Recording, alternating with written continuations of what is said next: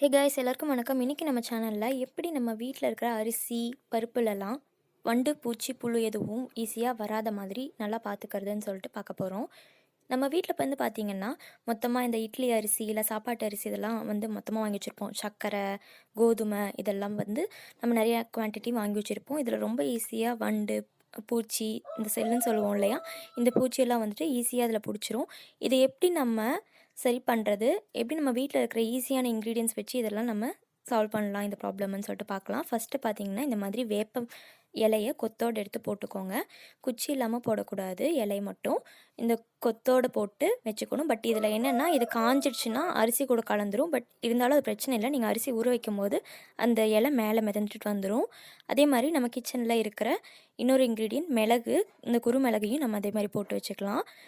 And சர்க்கரையிலலாம் எறும்பு பூச்சியெல்லாம் வருது இல்லையா, அதுலேருந்து இந்த மாதிரி கிராம்பு நம்ம போட்டு வச்சுக்கிட்டோன்னா இது ஈஸியாக சால்வ் ஆகிரும்.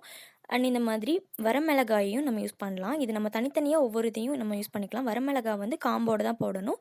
அரிசி கூட கீழேயும் மேலேயும் நடுவில் எல்லா இடத்துலையும் கலந்து வைக்கிற மாதிரி போட்டுக்கணும்.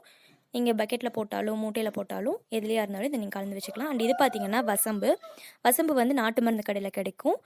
நீங்கள் இதுதான் வாங்கி யூஸ் பண்ணணும்னு இல்லை, உங்கள் கிச்சனில் இருக்கிற இன்க்ரீடியன்ஸ் நான் முன்னாடி சொன்னது அதையும் நீங்கள் யூஸ் பண்ணலாம். அண்ட் இன்னொரு கிச்சன் இன்க்ரீடியன்ட் என்னென்னு பார்த்தீங்கன்னா பட்டை, நம்ம பிரியாணிக்கெலாம் யூஸ் பண்ணுவோம் இல்லையா, இந்த பட்டையும் நம்ம அதே மாதிரி இந்த இன்செக்ட்லாம் கொல்றதுக்காக நம்ம வச்சுக்கலாம்.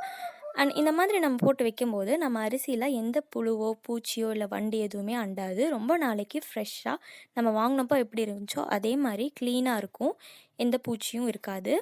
ஸோ நம்ம ஒவ்வொரு டைமும் அதை எடுத்து யூஸ் பண்ணும்போது வண்டு பூச்சியெல்லாம் பொறுக்கிட்டு சுத்தம் பண்ணிகிட்ருக்கணும்னு அவசியம் இல்லை. இந்த மெத்தட் பார்த்திங்கன்னா நம்ம பருப்பு வகைகளுக்கு, தானியம் எல்லாத்துக்குமே நம்ம இதை பயன்படுத்தலாம். ரவை எல்லாத்துக்குமே இதை நம்ம யூஸ் பண்ணலாம். இந்த வீடியோ உங்களுக்கு பிடிச்சிருக்குன்னு நினைக்கிறேன்.